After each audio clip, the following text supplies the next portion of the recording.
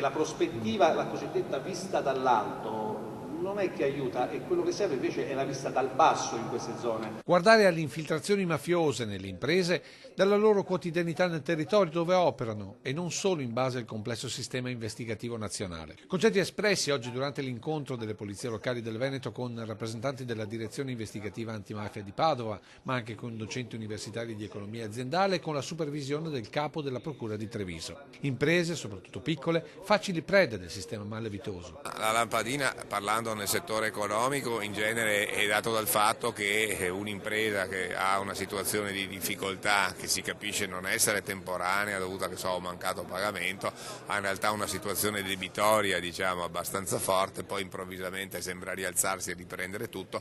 Questo può essere un sintomo che qualcuno ha immesso dentro dei capitali che magari non sono puliti. Ecco perché serve un controllo dal campo e perché l'attività della polizia locale è preziosa, perché arriva anche nelle comunità più piccole, dove molte volte si nasconde la mafia con i guanti bianchi. Non a caso abbiamo questo patto Treviso Sicura che fra poco verrà rifirmato perché era in scadenza, in cui c'è proprio questa necessità, si concretizza, di mettere in rete, di mettere a fattor comune soprattutto le informazioni. Prefetto che avvalla anche il supporto dei cittadini con strumenti come i social che per Treviso sono già evoluti in associazione. Si tratta veramente di un controllo di vicinato, anche di un riappropriarsi di quel sentimento, no, di condivisione dei problemi anche dei vicini. Diversa la valutazione per i vigilantes privati pagati dai cittadini. Io mi auguro che il controllo del territorio integrato con le polizie municipali possa sopperire e quindi non costringere i cittadini a pagarsi il vigilante. Prefetto che infine ha toccato anche il tema criminalità nel settore cave e rifiuti. Non ci sono confini, no, per la criminalità, quindi questi rifiuti chissà da dove vengono,